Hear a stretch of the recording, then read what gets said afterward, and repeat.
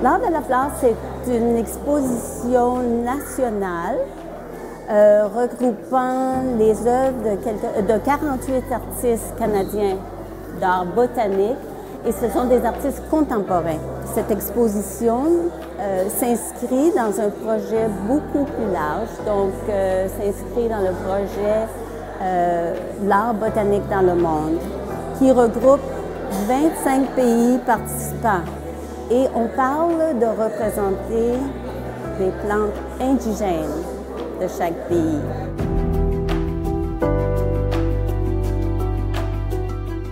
C'est fort possible de reconnaître les plantes, surtout si on parle de fleurs un peu plus communes ou de végétaux un peu plus communs, comme par exemple les fleurs des champs. Il peut y avoir, on peut représenter également des fleurs qui sont plus rares, ou peut-être même des végétaux, des fleurs, des plantes qui sont possiblement des plantes en voie de disparition ou menacées ou en péril, qui peuvent pas être aussi bien connues, par exemple, par les membres du public.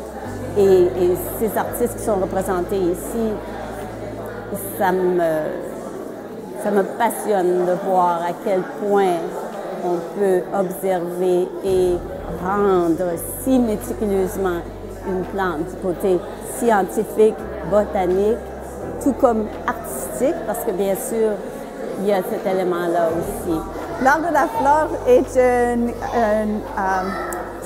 à deux parties, une exposition qui a deux parties. Un qui est un groupe d'œuvres d'art invitées et un autre groupe jury.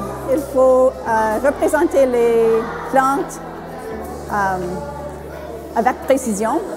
Ils doivent représenter la vraie plante, ils doivent les identifier et tous les sujets ont dû être natifs, indigènes au Canada.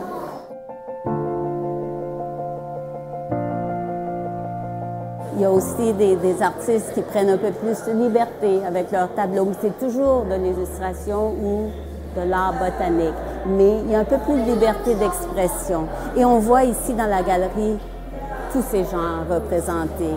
C'est absolument époustouflant. L'art botanique, c'est non seulement une représentation botanique, scientifique, absolument précise d'une plante, d'une fleur, d'un végétal. C'est encore plus.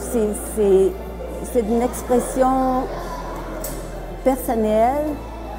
Il y a non seulement la minutie du détail, mais la composition qu'on peut y ajouter, l'élégance qu'on peut voir, par exemple, ce que l'artiste essaie de représenter dans une tige ou un bourgeon, une fleur épanouie ou une fleur fanée.